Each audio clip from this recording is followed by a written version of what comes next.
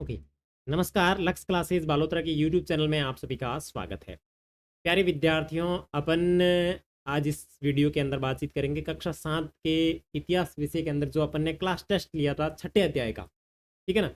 उसकी answer sheet की बातचीत करेंगे, यानी उत्तरमाला की बातचीत करेंगे कि आपने जो प्रश्नों के उत्तर दिए वो कितने सही है और कितने गलत है, ठीक है ना। अगर इससे पहले आपने टेस्ट नहीं दिया है तो सबसे पहले लक्ष्य क्लासेस बालोतरा के यूट्यूब चैनल को सब्सक्राइब कीजिए। सब्सक्राइब करने के बाद में प्ले लिस्ट में जाइए। प्ले लिस्ट में आपको ढूंढना है क्लास 7 इतिहास, आपकी किताब का नाम दिया होगा, उस प्ले लिस्ट के ऊपर क्लिक करना है और वहाँ पे क्रमानुसार सारी वीडियो खुलेंगे। पहला अध्याय, दूसरा अध्याय, तीसरा अध्याय, चौथा अध्याय, पांचवा अध्याय और छठा अध्याय। तो सबसे पहले आपके अध्याय को पढ़ना है, यानी चैप्टर को पढ़ना है। चैप्टर को पढ़ने के बाद आपको उसके अभ्यास प्रश्न करने, अभ्यास प्रश्न करने के बाद में आपको टेस्ट का वीडियो देखना है, जिसके अंदर मैंने टेस्ट के सारे प्रश्न हैं जो आपको बताए हैं, वो प्रश्न करने। और उन प्रश्नों को करने के बाद में आपको ये आंसर शीट देखनी है कि आपके जो सवाल है उनके जवाब कितने गलत है और कितने सही है। तो चलिए शुरू करते हैं। चलो, ओके।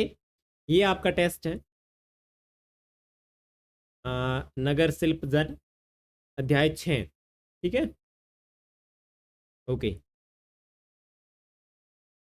हाँ।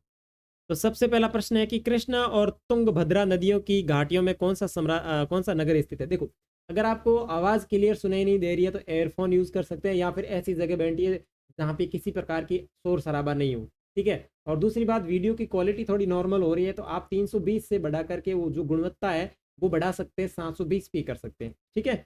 और कॉपी किताब आप लेके बैठिए, जो चीजें बता रहा हूँ उनको अच्छी तरीके से नोट कीजिए। चलो, तो कृष्णा और तुंगभद्रा नदियों के बीच की जो घाटी है उसके अंदर जो आपका नगर स्थित है वो हम्पी नगर है। आपने बिल्कुल सही किया होगा। उसके बाद में वास्को दी गामा भारत कब आया, तो यह आया था 1498 में। चोल राजाओं की राजधानी कहाँ पर स्थित है, तो ये अपन ने पढ़ा था, तंजावुर के अंदर स्थित है। पुष्कर भारत के किस राज्य में स्थित है, और राजस्थान में कहाँ पे है, तो राजस्थान में बात करूं तो ये अजमेर में है, ठीक है ना। उसके बाद में हम्पी किस साम्राज्य का केंद्रीय स्थल था, तो हम्पी था आपके विजयनगर साम्राज्य का। तो 5 प्रश्नों के उत्तर आपने बिल्कुल अच्छे तरीके से किए होंगे, जो कि मैंने आपको अभी बताए हैं। नेक्स्ट देखो, रिक्त स्थानों की पूर्ति कीजिए। सबसे पहली रिक्त स्थान है विजयनगर साम्राज्य की राजधानी थी। तो प्यारे विद्यार्थियों, विजयनगर साम्राज्य की जो राजधानी थी वो थी हम्पी, ठीक है। अजमेर सूफी संत खाली जगह से संबंधित है, तो ये है आपके ख्वाजा मोइनुद्दीन चिश्ती। तो इसमें लिखोगे आप ख्वाजा, क्या नाम है, मोइनुद्दीन चिश्ती, मोइनुद्दीन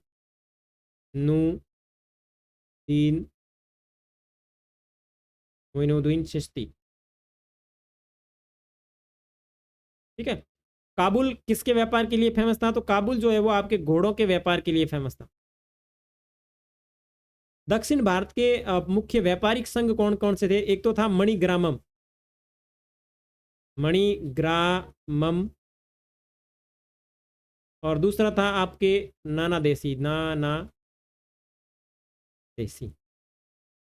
ठीक है। उसके बाद में सही व गलत की पहचान कीजिए। सौदागर लोग अकेले यात्रा करना अधिक पसंद करते थे, नहीं, बिल्कुल संगठन में करते थे, तो ये गलत कथन है। उसके बाद में लुप्त लोम तकनीकी मूर्ति बनाने की एक कला थी, तो यस। सूरत बंगाल की खाड़ी पर स्थित एक महत्वपूर्ण नगर है। बंगाल की खाड़ी पर कहाँ है सूरत? सूरत तो आपके गुजरात के अंदर है, और गुजरात की तरफ बात करें तो बंगाल की खाड़ी नहीं है। बंगाल की खाड़ी तो आपका जो पश्चिमी बंगाल है उस तरफ है। तो सूरत जो है वो अरब सागर पर स्थित है, ठीक है ना। तो यहाँ पे आपका जो सूरत है बंगाल की खाड़ी में नहीं, अरब सागर में स्थित है, ये भी कथन गलत है। उसके बाद में वास्को डी गामा ब्रिटिश नाविक था, नहीं, ब्रिटिश थोड़ी था। वास्को डी गामा तो पुर्तगाल से आया था ना, तो ये भी आपका कथन जो है वो गलत है, ठीक है।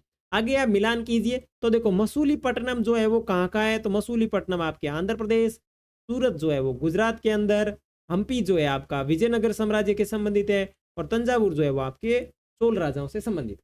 ये तो आ गए आपके 14 क्वेश्चन तक, ठीक है। 14 क्वेश्चन कंप्लीट। उम्मीद करता हूँ आपने बढ़िया अच्छी तरीके से इनका जवाब दिया हुआ बिना टेंशन के। अब अपन बात करते हैं आपके 15वें अध्याय मतलब क्वेश्चन की, जिसका नाम है 17वीं शताब्दी में मसूलीपट्टनम में किस प्रकार की व्यापारिक गतिविधियां चल रही थी। चलो, हाँ, तो 15वां क्वेश्चन का जवाब देखो मेरे प्यारे विद्यार्थियों, ये रहा आपका 15वां क्वेश्चन कि 17वीं शताब्दी में यह भिन्न भिन्न प्रकार की गतिविधियों का एक नगर था। जैसे देखो, मसूलीपट्टनम या मछलीपट्टनम नगर कृष्णा नदी की डेल्टा पर स्थित है। हॉलैंड और इंग्लैंड दोनों देशों की ईस्ट इंडिया कंपनी ने मसूलीपट्टनम पर नियंत्रण प्राप्त करने का प्रयत्न किया। ठीक है, क्योंकि जब तक वह आंध्र तट का सबसे महत्वपूर्ण पतन बन गया था। मसूलीपट्टनम का किला हॉलैंड वासियों ने बनाया था। ठीक है, जब मुगलों ने गोलकुंडा अपनी शक्ति बढ़ा ली तो उनके प्रतिनिधि सूबेदार मीर जुमला ने, जो कि एक स्वयं सौदागर था, हॉलैंड वासियों और अंग्रेजों के आपस में भिड़ाना शुरू कर दिया। और 1886-87 में मुगल बादशाह औरंगजेब ने गोलकुंडा को मुगल साम्राज्य में मिला लिया। तो ये थे आपके प्रश्न संख्या 15 के उत्तर। आप इसमें ये भी लिख सकते हैं कि इस तट के ऊपर व्यापारिक गतिविधियां चल रही थी, जिसके अंदर भिन्न भिन्न तरीके से व्यापारों में जो चीजें, जैसे आपके काली मिर्च, इलायची, मसाला वगैरह, ये खरीदने की गतिविधियां हो रही थी, पतन बने हुए थे, ये भी आप चीजें इसके अंदर ऐड कर सकते हैं। ठीक है, उसके बाद में आपका 17वां क्वेश्चन देखो, सॉरी 16वां। सूरत में लोग आकर क्यों बसने लगे? अब जो सूरत सिटी है, इसके अंदर लोग आकर के क्यों रहने लगे भाई? क्या कारण है जो लोग आकर रहने लगे? तो देखो क्या कारण था भाई। हाँ, क्यों आकर रहने लगे? तो देखो 16 क्वेश्चन, सूरत में लोग क्यों आकर रहने लगे, इसके अंदर मैंने 4-5 कारण दिए, आपने इनमें से कोई भी एक कारण लिखा है तो वो आपके लिए वेल परफेक्ट है। देखो, पश्चिमी व्यापार का वाणिज्य केंद्र, मुगल काल में सूरत गुजरात में पश्चिमी व्यापार का एक वाणिज्यिक केंद्र बन गया था। ये ओरमुख की खाड़ी से लेकर होकर पश्चिमी एशिया के साथ व्यापार करने के लिए एक मुख्य द्वार के रूप में था। ठीक है, दूसरा है कि सर्वदेशीय नगर तथा प्रसिद्ध बंदरगाह, सूरत एक सर्वदेशीय नगर व प्रसिद्ध बंदरगाह था। बहुत से हज यात्री जहाज से यहीं से रवाना होते थे। यहाँ सभी जातियों और धर्मों के लोग लेते थे। 17वीं सदी में यहाँ पुर्तगाल, डचों और अंग्रेजों के कारखाने के माल गोदाम स्थापित किए गए थे। ठीक है, वस्त्रों की प्रसिद्ध सूरत ऐसी दुकानें थी जहां सूती कपड़ा व फुटकर कीमतों पर बेची जाती थी। सूरत में के अपने सुनहरे गोटे किनारियों के लिए प्रसिद्ध थे और उनके लिए पश्चिमी एशिया, अफ्रीका और यूरोप के बाजार उपलब्ध थे। अन्य विशेषताओं की बात करें तो यहाँ विश्व के सभी भागों से आने वाले लोगों की आवश्यकता को पूरा करने के लिए अनेक विश्राम गृह बने हुए थे। यहाँ भव्य भवन और अनोखे मनोरंजन स्थल थे। यहाँ काठियावाड़ी सेठों और महाजनों की बड़ी बड़ी साहूकारी कंपनियां थी। यहाँ से जारी की गई हुंडियाँ, यानी जो हुंडी होती थी, वो बहुत बहुत दूर तक, यानी मिस्र, काहिरा और इराक, बसरा, बेल्जियम और कैटवर्प के बाजारों तक मान्यता प्राप्त थी, जो कि अपने आपकी क्लास वाली जो वीडियो है ना, उसके अंदर बहुत अच्छे तरीके से देखे हैं। अगर आपने वापस क्लास की वीडियो नहीं देखी है तो वापस देख सकते हैं। देखो, यूट्यूब के अंदर सबसे बड़ी सुविधा यह है कि आपको कोई चीज़ें समझ में नहीं आई तो आप उसको वापस देख सकते हो। वापस जाओ, क्लास को ओपन करो और बढ़िया अच्छी तरीके से उसको पढ़ो और वापस रिवाइज करो, तो कोई दिक्कत की बात नहीं। आगे देखो 17वां प्रश्न क्या है कि अंग्रेजों और हॉलैंड, क्या प्रश्न है 17वां? अंग्रेजों और हॉलैंड वासियों ने किन क्षेत्रों में अपनी बस्तियां बनाने का निर्णय लिया? तो देखो, अंग्रेजों और हॉलैंड वासियों ने किन क्षेत्रों के अंदर अपनी बस्तियां बनाने का निर्णय लिया? तो देखो इसमें देखो मसूलीपट्टनम, गोलकुंडा एक मुख्य पतन था। यहाँ अंग्रेज तथा हॉलैंड वासियों के लिए यहाँ निवास करने तथा व्यापार करने की सुविधा मिलती थी। इसलिए अंग्रेजों और हॉलैंड वासियों ने मसूलीपट्टनम में अपनी बस्तियां बसाने का निर्णय लिया। ठीक है, आगे देखो 18वां प्रश्न। देखो 18वां प्रश्न क्या है? 18वां प्रश्न है कि मंदिरों के आसपास नगर विकसित क्यों हुए? देखो, ऐसा क्या कारण था कि मंदिरों के आसपास लोग रहने लगे? तो देखो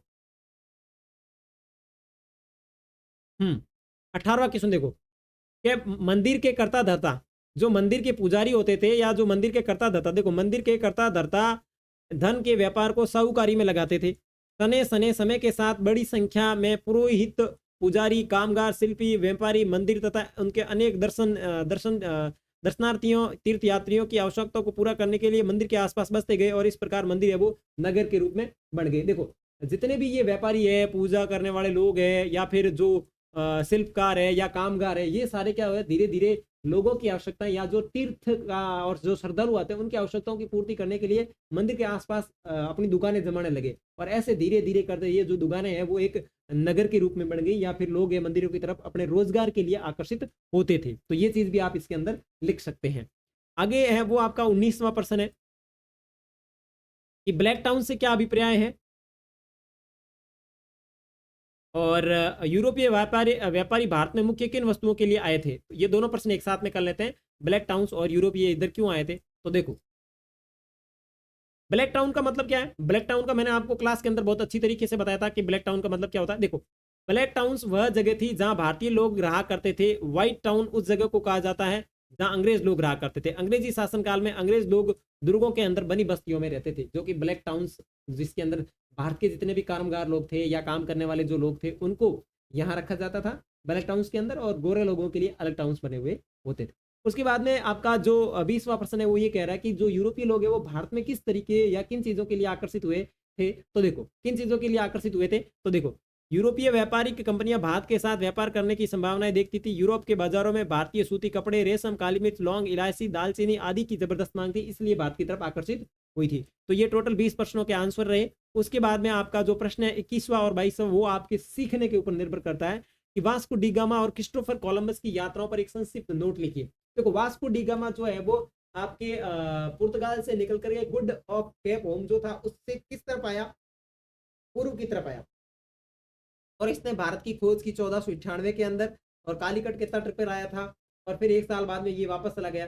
लेकिन जो कोलंबस था वो गुड ऑफ केप से आपके किस तरफ गया था, आपके गया था पश्चिम की तरफ, और उसने पश्चिम की तरफ स्कॉटलैंड और क्या नाम है,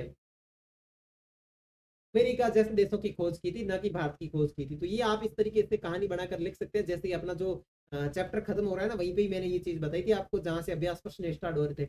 और उसके बाद में आज के युग की यात्रा और 15वीं शताब्दी के युग की यात्रा में अंतर क्या है, और आपको कौन सी यात्रा सबसे अधिक रोचक लगेगी। देखो पहले 15वीं शताब्दी के अंदर जो लोग यात्राएं करते थे वो यात्राएं किस प्रकार की होती थी, और आज अपन जिस प्रकार की यात्राएं करते हैं वो किस प्रकार की यात्राएं, इन दोनों में किस तरीके से डिफरेंट है, वो डिफरेंट आपको यहाँ पे लिखना है। और आपको कौन सी यात्रा पसंद है तो ये आपके ऊपर निर्भर करता है, आप इसके अंदर कितने अच्छे तरीके से इन प्रश्नों को लिखते हैं। तो आज आपके 22 प्रश्न समाप्त होते हैं। नेक्स्ट अपन आपके आगे वाले अध्याय की बात करेंगे। ये कौन सा, छठा अध्याय है ना?